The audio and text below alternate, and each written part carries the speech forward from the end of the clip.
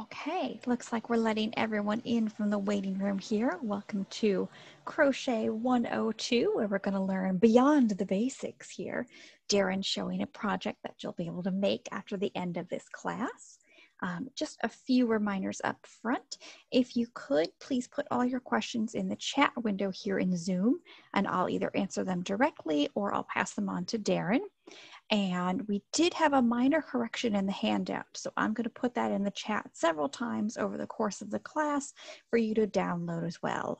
Darren will point it out when we get to it if you just want to write it on your own copy.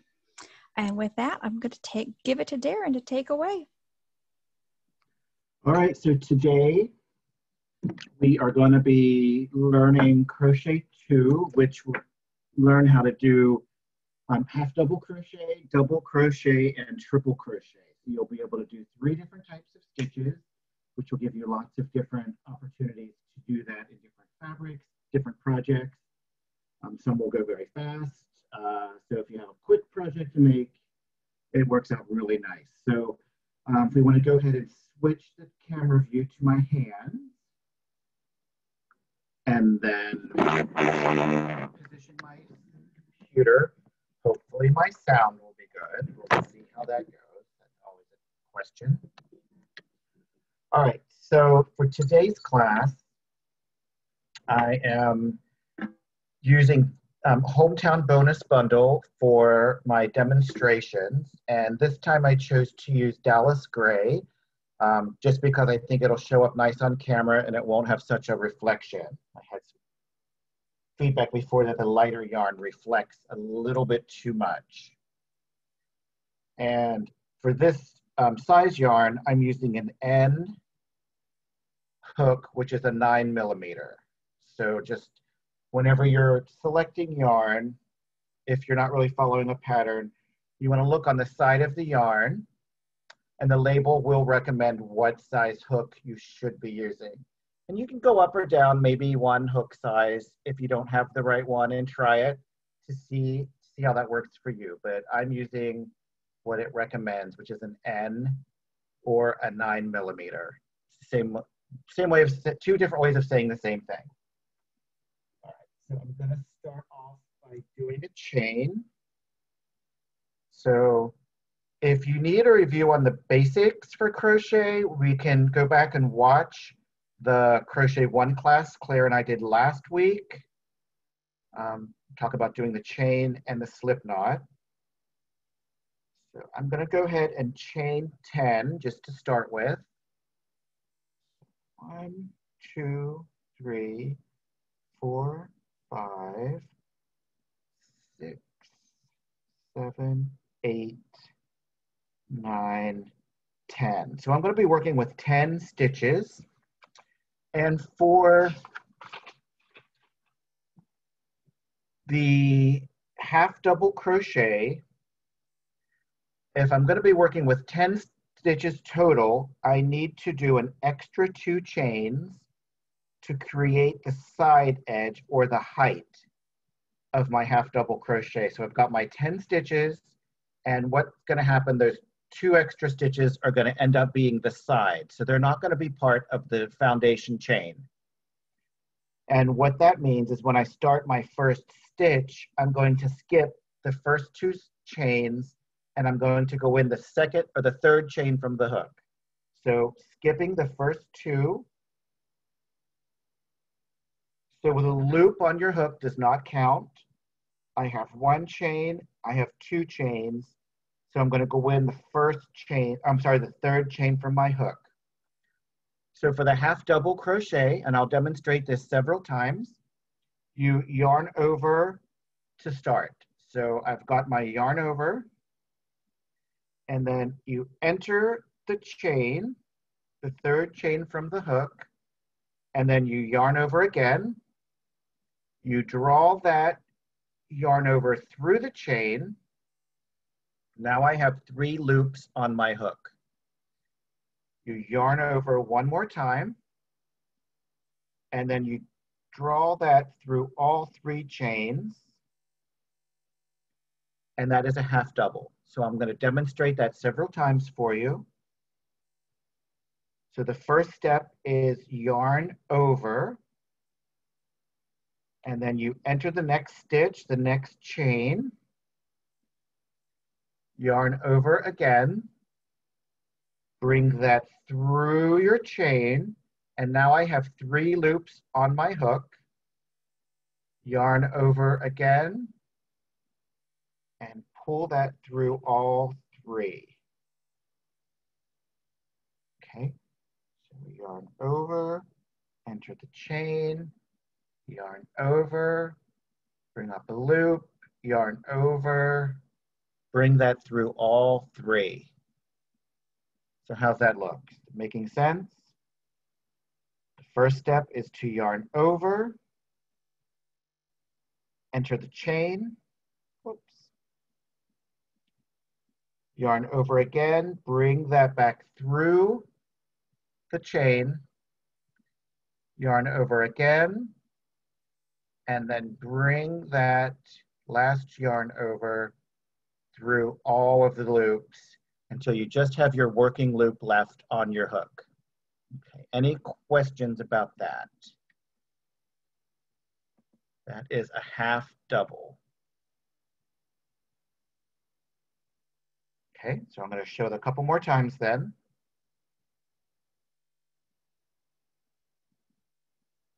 Just so you see what it looks like in real life, in real time.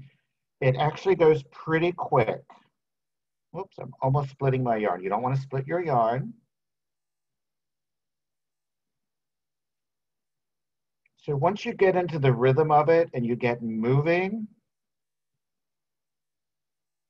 it goes really quick. And then when you get to the end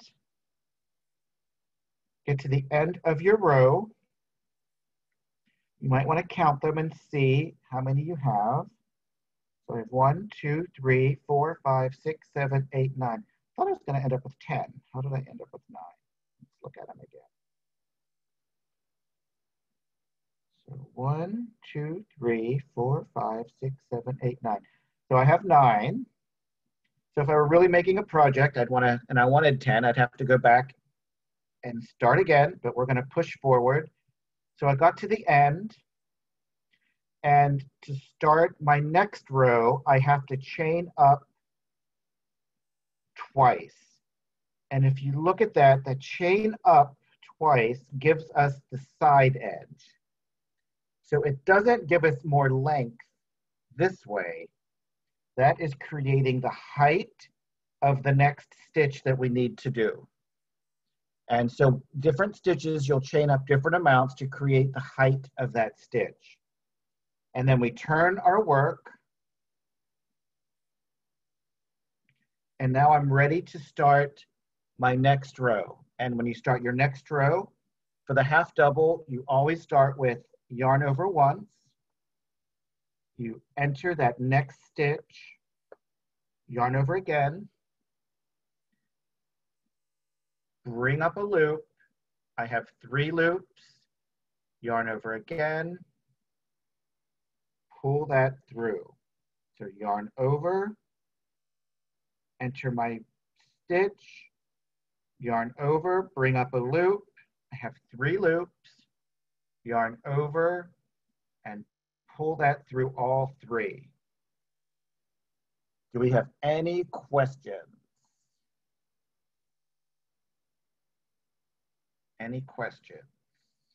Claire, are we there? Is my sound? I think we're okay.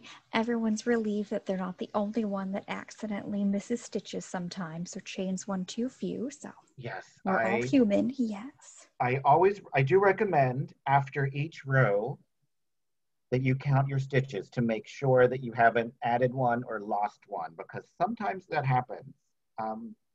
It took me a long time to get comfortable without losing a stitch. It always seemed like I was losing one or adding one. Yeah. So what I recommend, and when you get to the end of each row, to go ahead and count them, make sure. So we ready to move on to double, or do we want to see this again? Do we want to see it from the beginning? Monica had a quick question. When you're working with the half double crochet at HGC, Does it go in the first stitch or do you skip one? On the second row? Yes. On the second row, you don't skip one. You go, for what we're doing today, there's a couple of different ways of doing it, but for what we're doing today and the way I'm teaching, we are going to not skip any. Sometimes the pattern will have you skip one, and that can get a little confusing. So I don't want to touch on that today. I would like people to practice this way, and then they can learn. It's a slightly more advanced way of doing it. Don't you think, Claire, or what do you think about that? Yeah, I would say when you've done your beginning chain, you're gonna go into the first stitch and each stitch across. You don't have to skip one at the beginning. Yeah, I'll talk about that the next time I get to that point. So are we ready to see double, or do we want to see half double again?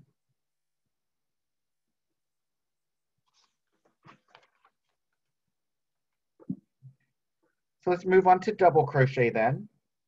Let's count my chains. Hang on, my chat was a little delayed. Goodness. We do want to see half double again, please. Okay. All right. So for half double, the loop on your hook does not count, and then you are going to skip the first two. So 1 and 2, I'm going to skip, and then you're going to enter your chain in the third chain from the hook. And that will give you 2 chains that will create the height of your stitch. Now these 2 chains are equal to the same 2 chains that I did at the beginning of the next row.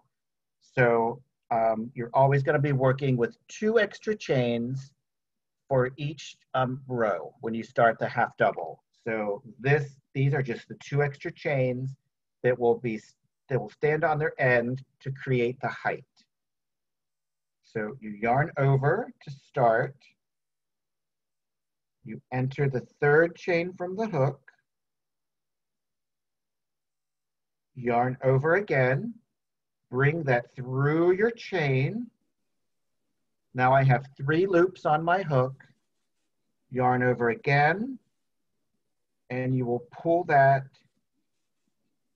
through all 3. And that's the first one. Yarn over to start. Enter the next chain. Yarn over. Bring up a loop. I have 3 loops on my hook. Yarn over. And pull that through all 3. Okay, yarn over, enter the chain,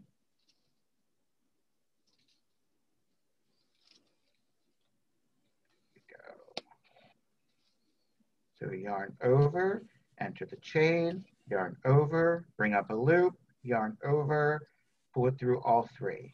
And then once you get going, actually it goes pretty fast, almost splitting my yarn. Don't split your yarn. Once you've crocheted the yarn up and ripped it out a couple of times, it gets kind of loose.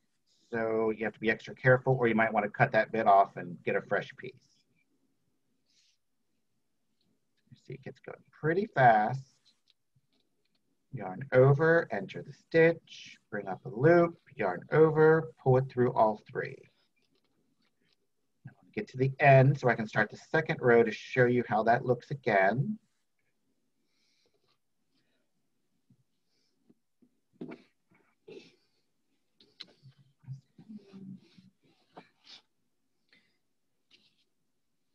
All right, so I finished my first row. So now I'm going to chain 2 to create the height of my stitch. So as you can see, this is 1 row. The chain 2 creates the height. So that's starting the next row. So that's giving you a little bit of height. Turn your work. So always start with a yarn over for half double. And this is my next stitch. So I'm going to go right in there. not skipping any. I'm not going in this chain, which I just did my, chain 2. That's my first stitch from my previous row. I'm going to go in there. Okay. Any questions about that?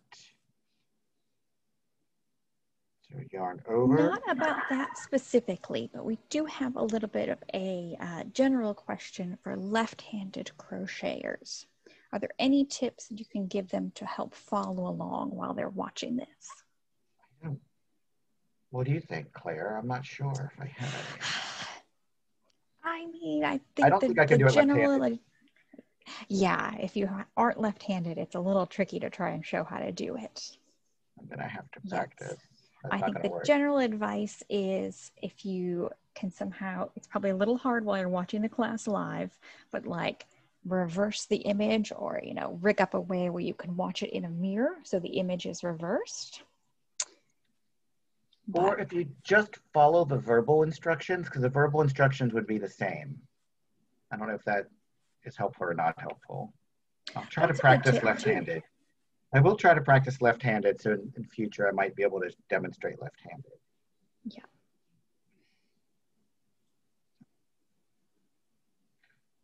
So you want to make sure also that you're looking across the top of your work and you can see kind of how each stitch is shaped right here.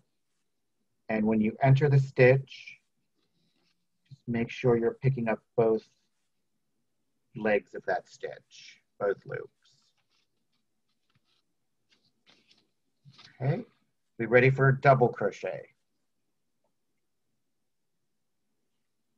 Let's go for double.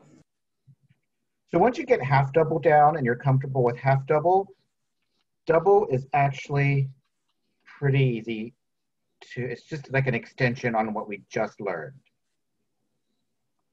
And if you've printed out the handout already, this is where we have our correction. So when we get to that point, I will tell you what the correction is. All right, so again, we're going to,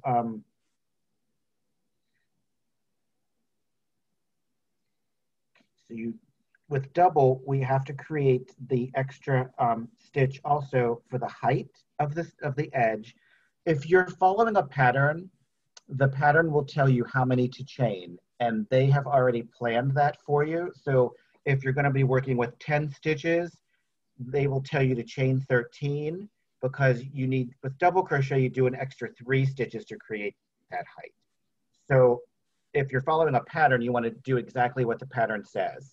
But if you're making up your own design, you want to build that into your design. So you will give a little extra loops for your chain. So with double crochet, you are going to go in the 4th chain from the hook. You're going to skip the first 3 stitches. So the one on your hook doesn't count, the loop. So 1, 2, 3. You start with a yarn over.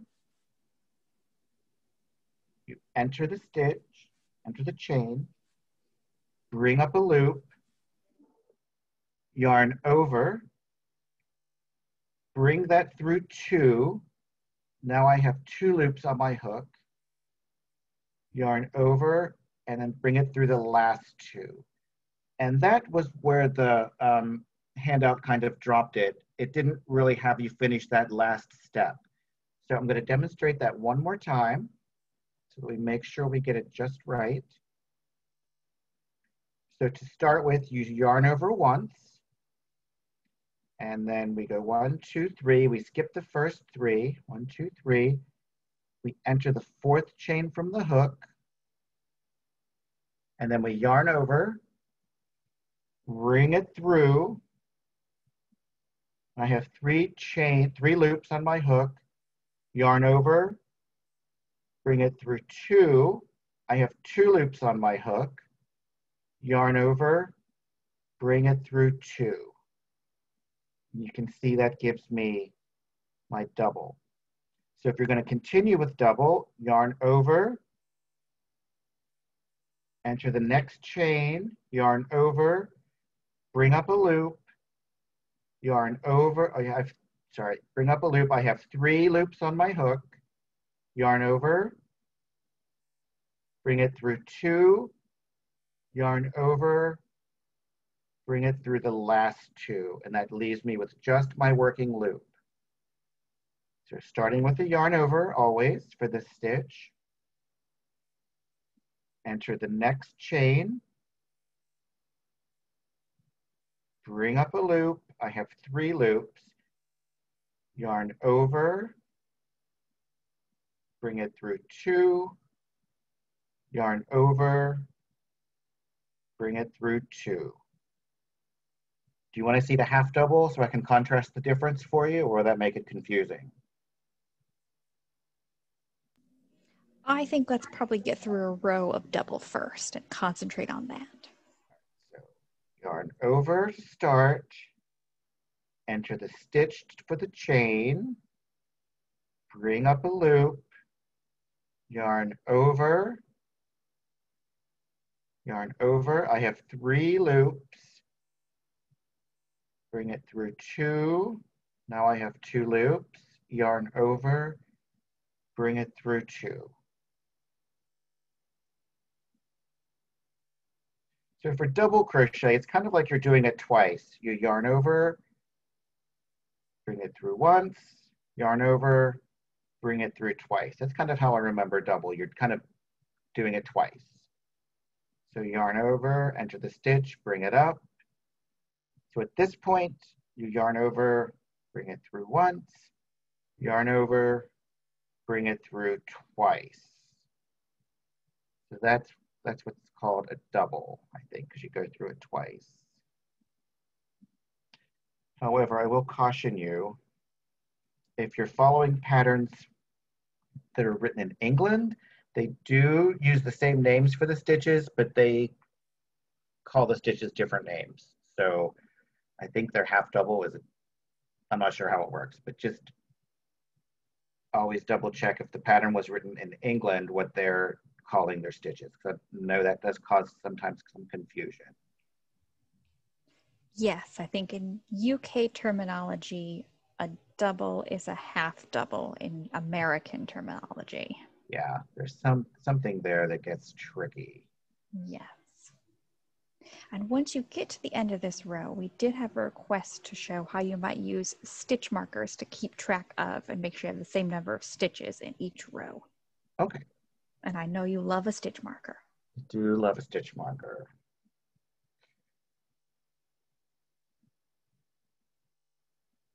All right. So a couple things you can do with a stitch marker. I have a whole bunch of them right here. Sometimes you can put one there to kind of help keep track of your last stitch, but you're going to go right in that stitch anyway, so you might not need to use it there. But I'm going to use my chain 2, which creates the height.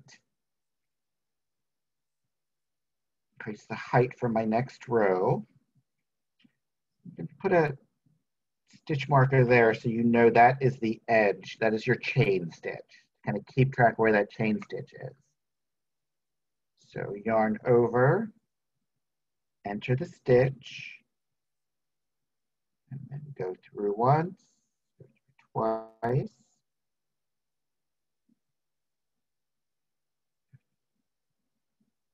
Yarn over, see the stitch.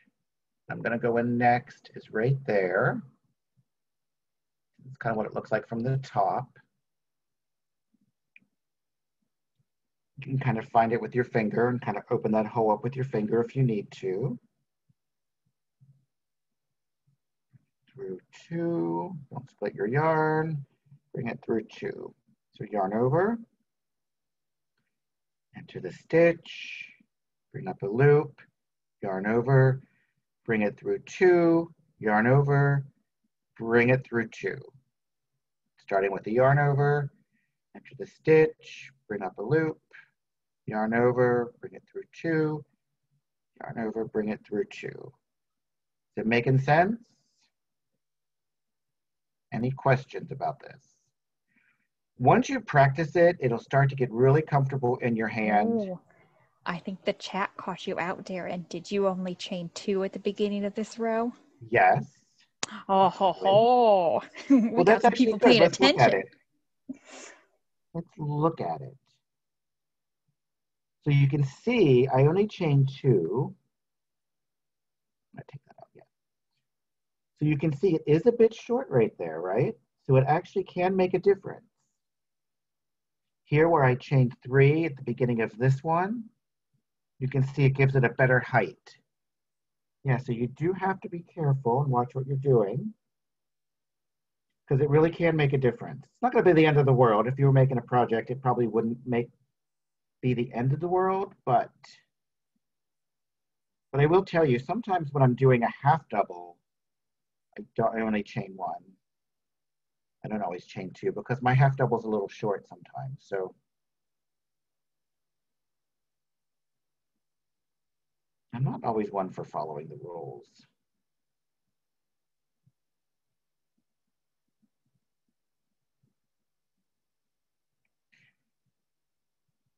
See, here's our last stitch right here.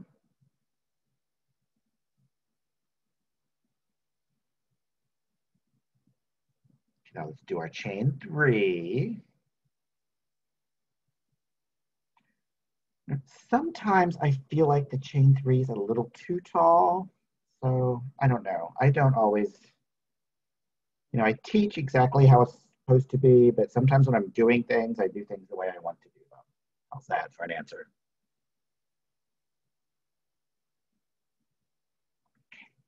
So I'm going to put my stitch marker at the top of my chain so I can keep track of where that is. So yarn over.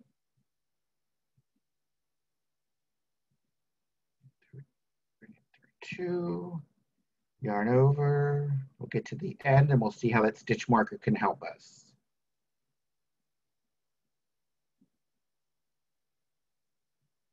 So you can see once you get going with this, once it gets comfortable in your hand and you get into a good rhythm, you can actually work really fast, especially with double crochet.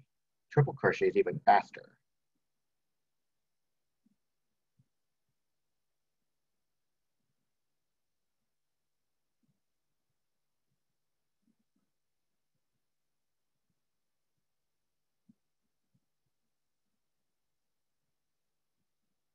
Okay, now here, sometimes this end is a little confusing. If you look straight down on it, you can clearly see that this V shape here, so if you're a knitter, you'll recognize that looks like a knit stitch. But if you're not a knitter and you look at that, you can see how there's 2 legs of that stitch kind of form together. They're more open at the top and they kind of come down to a point. It looks like a V shape. So that's your last stitch. So let's look at a couple.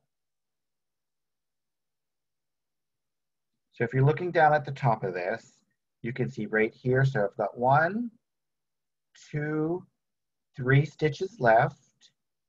And then this stitch marker is marking the beginning of my chain. So we know that's not a stitch because that was our chain.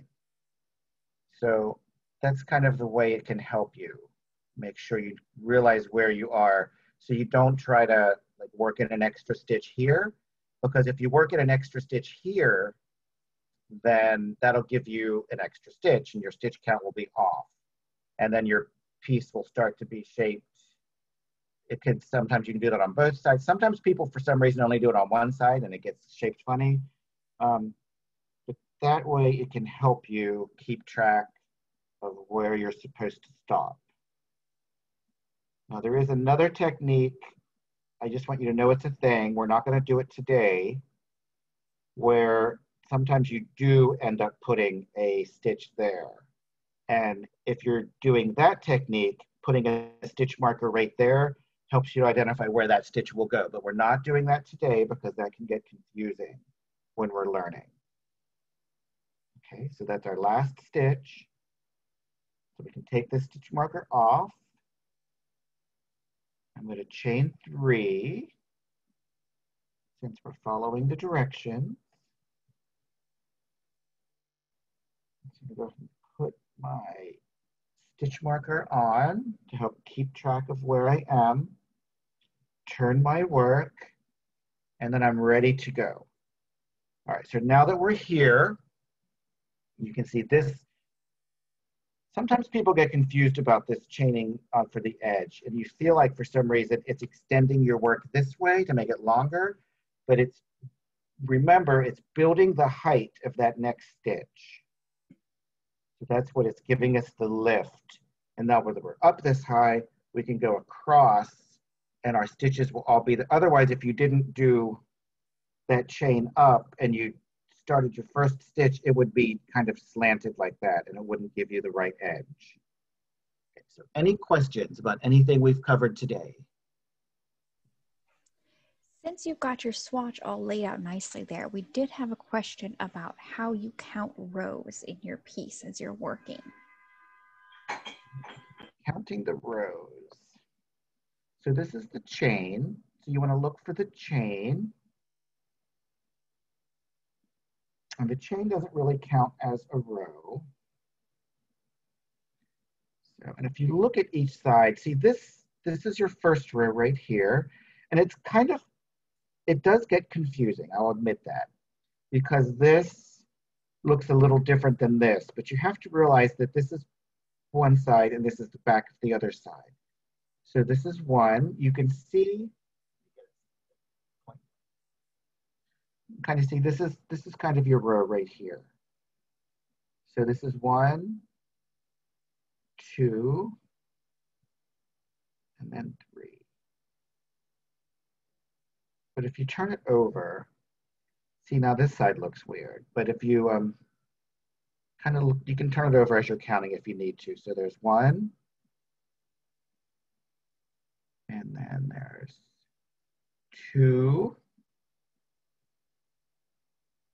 and then 3. So you can kind of help yourself. And if you're counting them, and you do need to look at both sides to kind of keep track, that's where stitch markers can also come into play. So here's 1. So if you put a stitch marker on that, and here it looks a little different because it's the other side. You can kind of, tease it out and find it. But if you want to look at this side to see, you've got your stitch marker here, so that would be. And you can do this as you go too. Every time you do a row, you could leave a stitch marker on, like where we're putting it here to mark our chain. And then that way you'd always have, you could just count your stitch markers quickly until you get the hang of it. So does that make sense? Does that help? Yeah. We also had a question about how you tell the right side from the wrong side of the fabric. Well, with a piece like this, there is no right side or wrong side because as we're working, we're doing one stitch all the way across, we're turning it over, and we're doing the same stitch back across, and we keep going, front and back like that. So that makes a fabric that is reversible. So that's an easy answer, right? Yeah. Okay. Oh, hang on. We have a few more questions here. Let me scroll back through. Oh, Andrea wondered, is single crochet the most dense stitch and a double crochet has more space between it? Yes, that is correct. Yes, I do like a half double because it's kind of dense like a single, but it's not as loose as a double. So it's a nice flexible fabric that gives you, it's still dense enough to keep it warm. So you can see these doubles, they do sometimes have a lot of space between them. Yep. And they can kind of get stretched out over time. And Monica had a question. Are the stitches going to lay directly on top of one another or are they slightly offset? They do get a bit offset, don't they? They do, yeah. Because I really want them.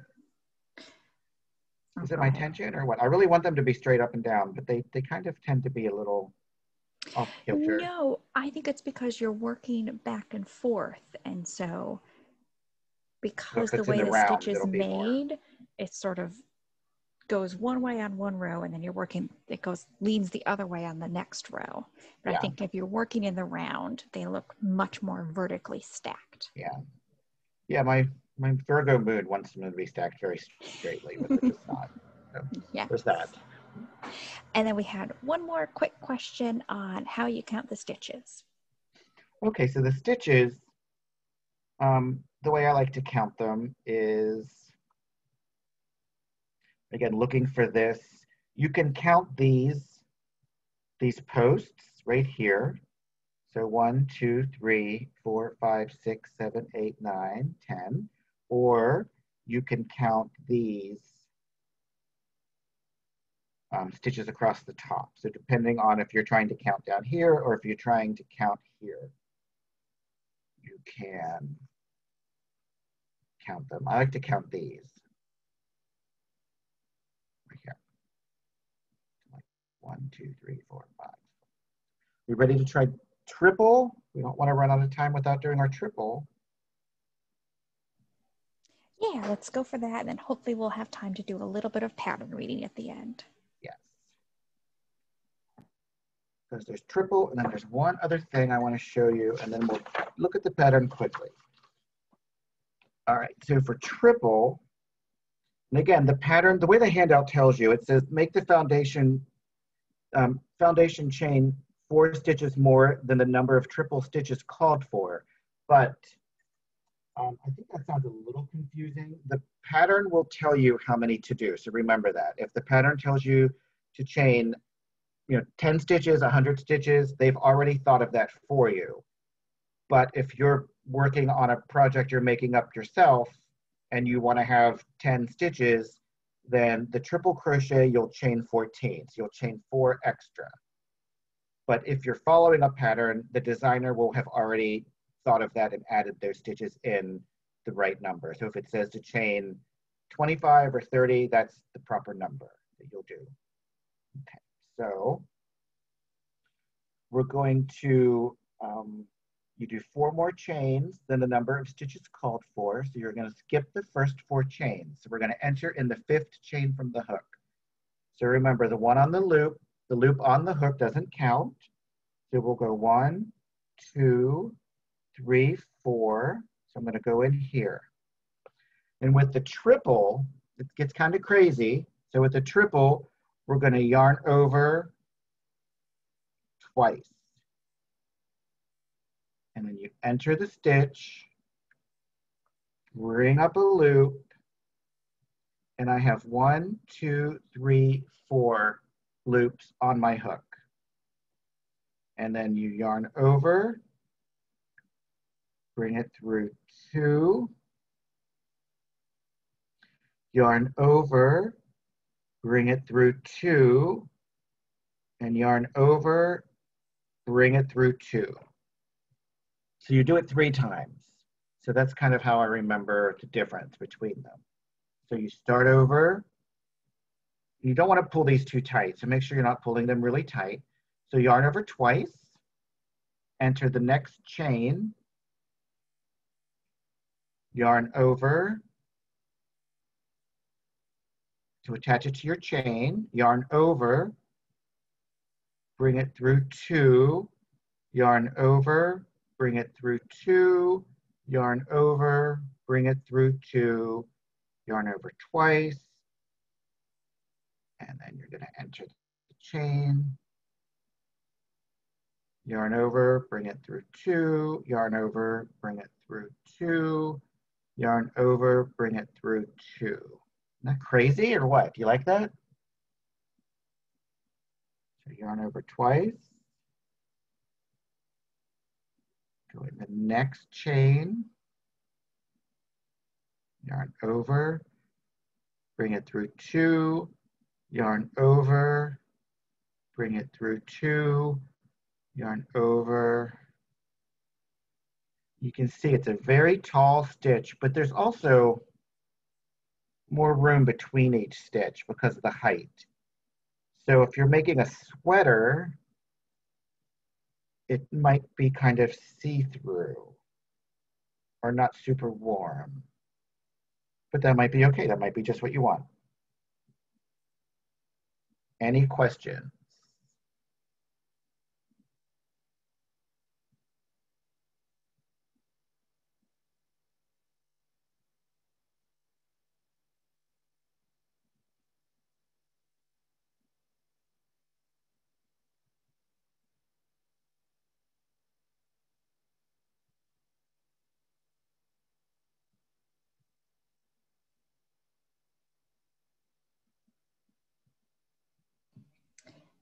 Oh, Sharon wanted to know, what if you want to switch rows between double and triple crochet? What do you mean switch rows between? Like if you just want to alternate and do double in one row and triple in the next. Yeah, that would be fine. When you're finished the row of triple, whatever you want to do next, you could do single, you could do half double, you could do double. You just want to make sure you're chaining up the height requirement for whichever stitch you're doing. So if you were doing, half double, you would chain up twice. If you're doing double, you could chain up 3 times. You would want to make sure you're doing the chain that's appropriate for the stitch you're doing on that row. That's the only difference.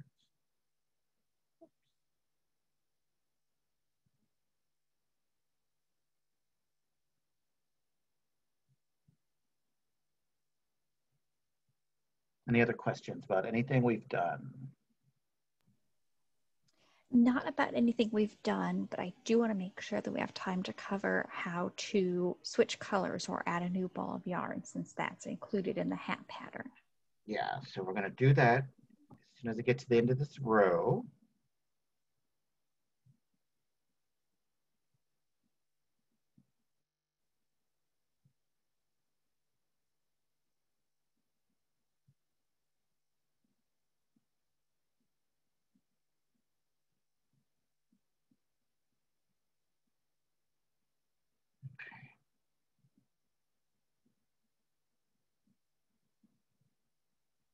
All right, now I'm going to show you a couple of things here. So I'm finishing up my last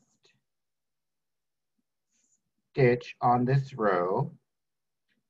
And if I'm going to continue with the same yarn, I go ahead and pull it through those last 2. And then I'm going to chain 4 to create the height for my stitch. And then I would move across, turn your work and move across. But let's demonstrate how we're going to do a stripe. So I'm going to add this light color. And I'm going to show you a couple of things so you can understand why we're doing it. There's just a certain way to do it. So I'm going to do my triple.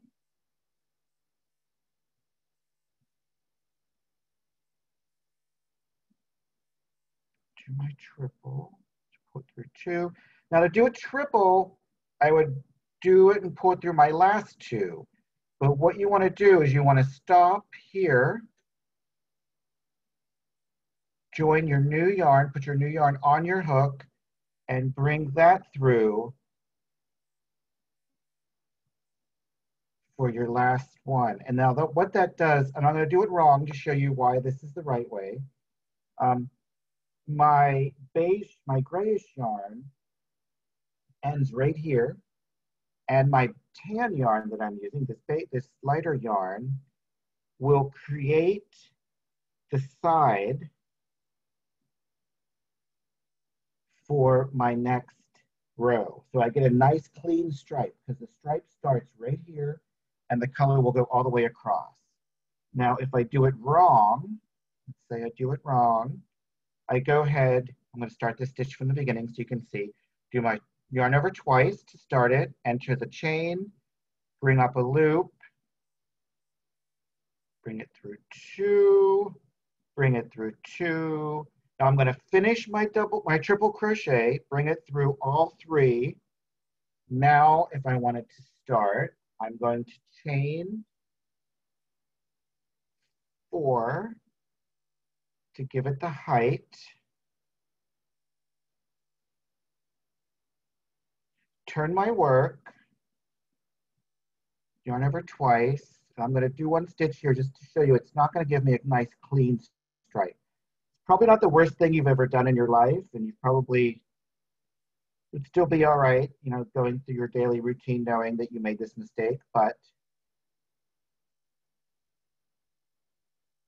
there's the best way to do it, and there's a way that's not quite so. So you can see here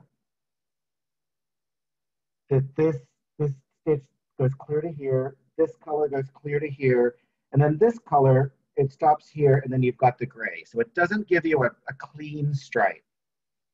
But again, you know, it's not the worst thing that can happen. So, but I'll show you the right way to do it. And this is the same way if you were doing a double or whatever stitch you're doing. So put through two, put through two. Now this last time you pull it through is when you want to add your new color.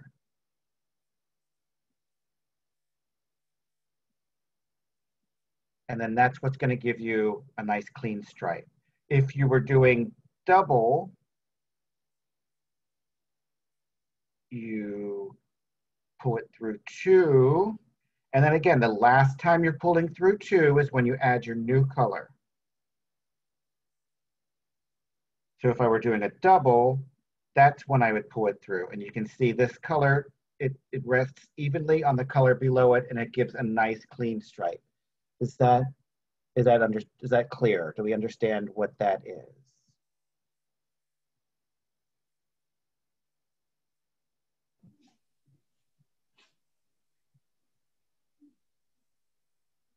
Yeah. Is that pretty good? Yeah. And then whatever row, like I was doing triples down here, if I wanted to switch to half double or double, you just chain whatever. You could do single, and then you just work your way back across to whichever stitch you're working on. Any questions?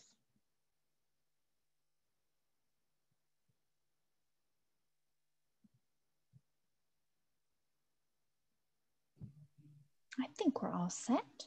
And I just wanted to remind everyone that since this class is being recorded, you'll be able to go back and watch it all over again at michaels.com/classes. It'll be available tomorrow. I don't always look at the comments, but I looked at one comment and they asked if you add a knot before you add that new color. And my answer is no. You do not want to add a knot. Knots come untied and your work will unravel. And also knots can cause like an unsightly bump. And you want your work to look as professional as possible. If you're going to sell your work, you want it to be professional, or if you're just going to wear it, you don't want it to look unprofessional. What you do then is you will weave in these ends.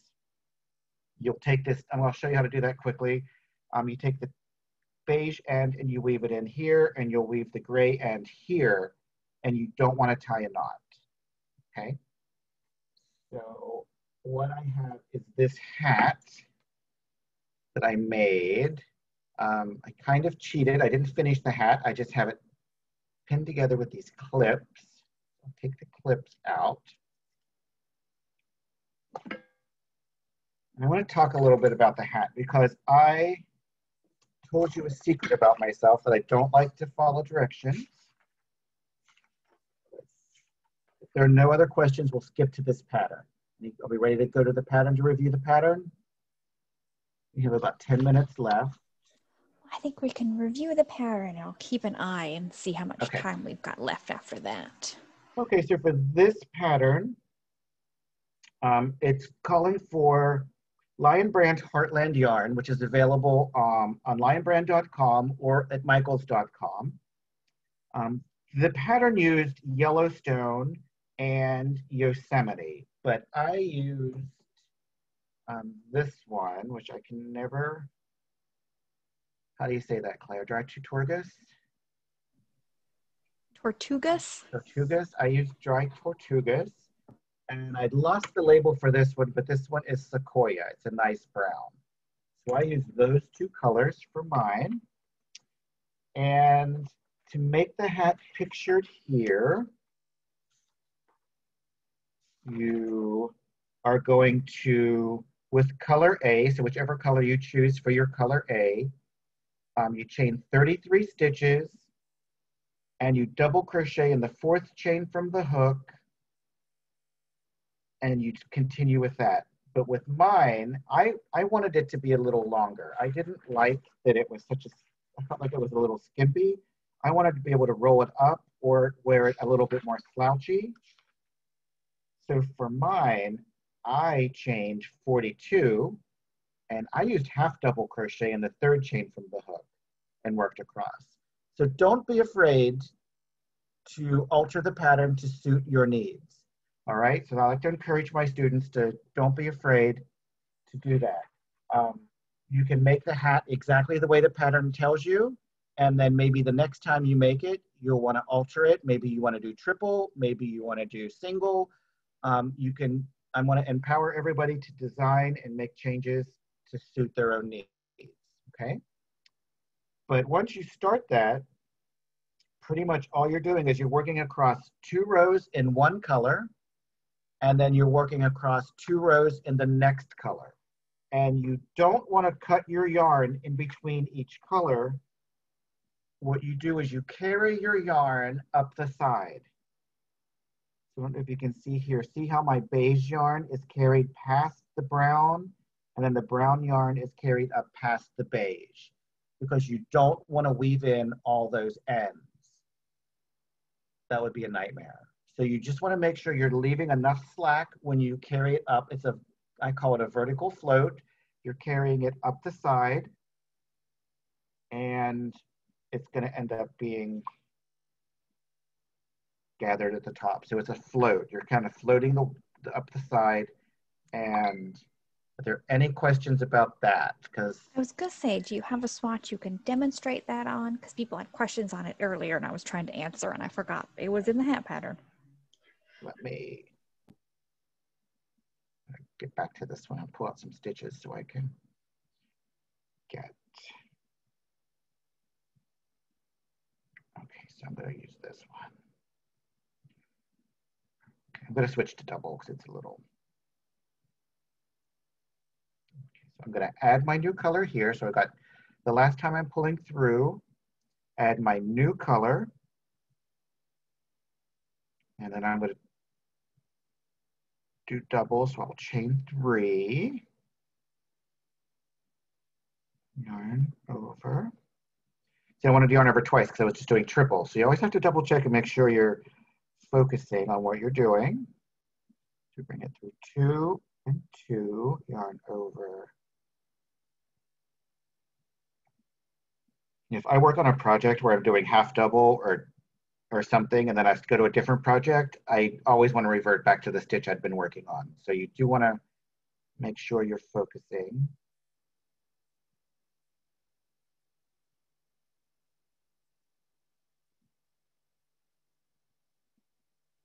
Okay, so going through my last one. And the reason you don't change colors every row is because my gray yarn is on this side, and I don't want to have to cut it and move it and reattach it, because then you'll end up with 1,000 ends to weave in and you will not enjoy it. So do your chain up 3,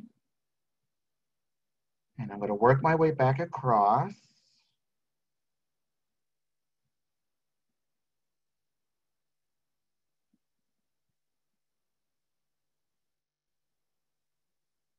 Just trying to get over there quickly so that we can.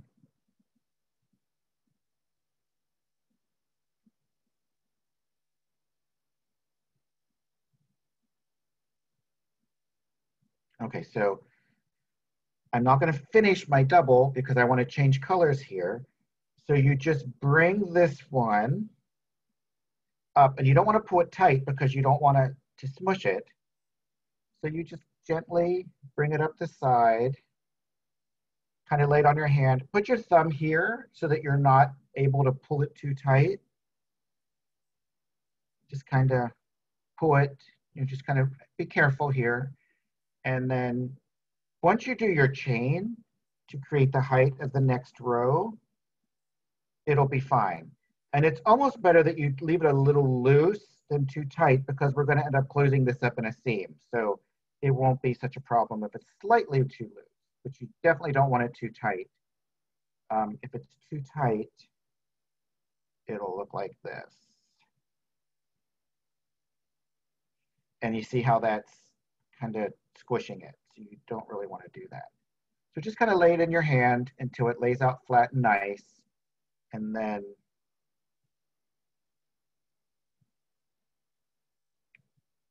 I mean, technically, because we're making this hat, if it were a little squishy, it wouldn't be a huge problem because we're going to end up gathering that anyway.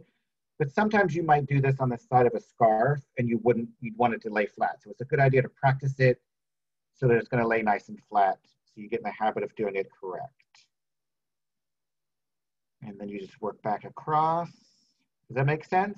Any other questions about that? Maybe I can do it one more time if I can hurry. Yeah, I think that makes sense. Sue had a good, I think it was Sue, sorry, the chat's moving pretty quickly. She had a good comment that it's like a floating weft in weaving, which I was like, oh yes, nice Yeah, crossed craft absolutely. connection Yeah, if you there. do other crafts, these things really do overlap quite a bit. Okay. Any other questions? You want me to seam up that hat real quick so that you can see how that goes? Do you want to review a seaming or what do we want to do next? Ooh, let me see. I think we've got some questions coming up. We do have a couple people that want to see seaming. Okay. Ooh, someone said something about a spiral hook. I am not sure I've ever heard that phrase before. I've not used a spiral hook. I want to see that. Yeah. No, I want to know. Oh, seaming, and yes, if this pattern has you gather the top of the hat. Yeah, that's part of what I call seaming. Okay, Okay. so what I like to do is, this is where I started. I did my chain here. Leave an extra long little piece so that you can use that for either seaming or gathering. So I'm going to use this for gathering the top. And when I finished my work, I left this longer piece here for seaming as well. And I've already put that on. You want to get a large eye blunt needle, so it should be big enough to put a yarn through the eye, and it just isn't sharp because we're not piercing the yarn, we're going between the strands. And you want to fold it in half.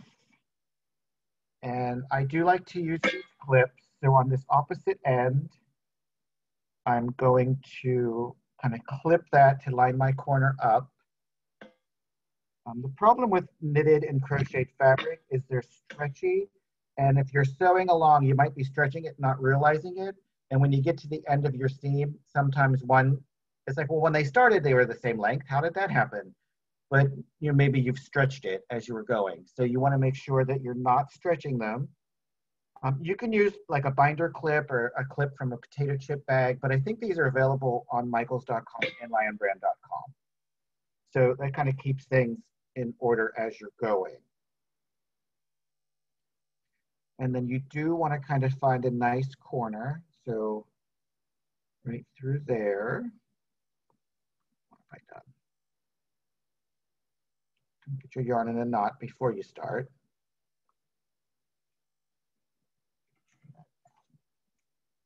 And that's why I like to leave an extra long tail in case if something like that happens. So sometimes it got tangled into a knot.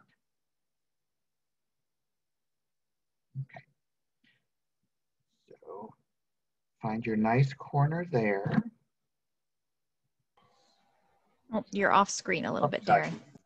Okay. Hold them together. I like to hold them with my thumb and my pointer finger. And when I seam, always try to only go the depth of like 2 strands of yarn. So pick up 2 strands of yarn on that side. So you want to always try to go the same depth and you want to space them out the same distance. And that'll give you a nice, neat seam. To see how I'm. And this is the running stitch, which I like this seam. Claire, do you like the running stitch or the whip stitch better? I try to make things in the round so I don't have to seam. Yeah, I usually do too, actually, but you don't want to pull it tight because you can see how that'll gather it. If you feel like maybe you've pulled it too tight, all you have to do is kind of massage it back out a little bit and then keep going. So the running stitch, you always enter your work from whatever side it exited. So my needle exited this side, I'm going to enter the same side. My needle's exiting that side, So I'm going to re-enter the same side. So that is the running stitch. I'm going to show you the whip stitch as well. So the whip stitch, you're bringing this working yarn over your seam, and you're always entering the same side.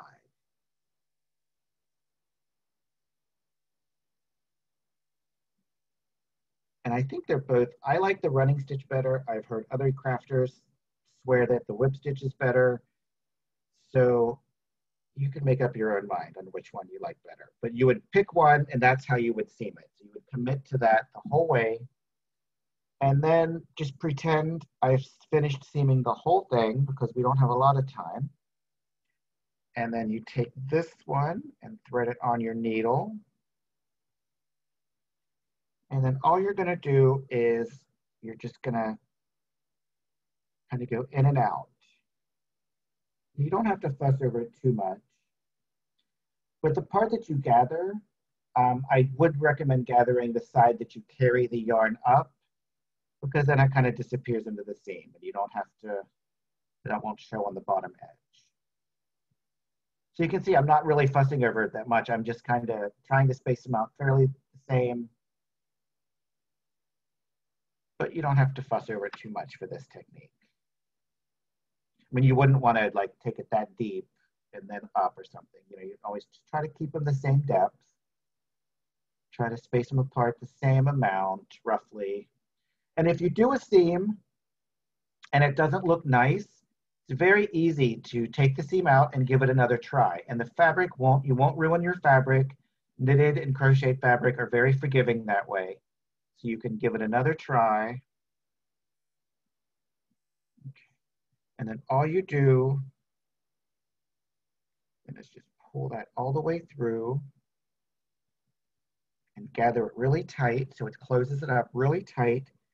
And then you would want to secure it, and you'd want to tie a knot in this. Now, I'm not going to tie a knot in it because I'm going to take this out so I can use this for the next class to demonstrate, but you would just want to tie a really tight knot so that you don't have to worry about it coming undone. And then you would turn it inside out, and then that's pretty much how it's going to look on top. You'd have it pulled closed really tight, and then your seam on the side. You can see how it looks really nice because it's between these two. See, there's where I did my whip stitch. I always feel like it shows more. Like I always feel like the running stitch doesn't show as much. But when I do the whip stitch, I always feel like it shows. So that's why I like the running stitch better. Maybe I'm just not good at the whip stitch. It could be it too. So any questions about anything we've covered? If you do have questions later, you can find me on Instagram. My Instagram name is Mr. Woolly Bear, so it's M-I-S-T-E-R, Woolly Bear. Maybe Claire will put that in the comments so people can see it. And if you send me a direct message, then I can usually get back to you pretty quick. All right, any other quick questions before we go? I was just going to remind everyone again, we did have that one correction to the handout. I'm going to put the corrected version into the chat again. That was just where we accidentally skipped the last step in a double crochet. And this class is recorded, so you can watch it again tomorrow at michaels.com/classes. You can also go back and watch our Crochet 101 from last week. And hopefully we have a lot of you joining us next week for Crochet 103. Okay. Have a great night. Don't forget to practice. Practice a little every day. It'll get easier.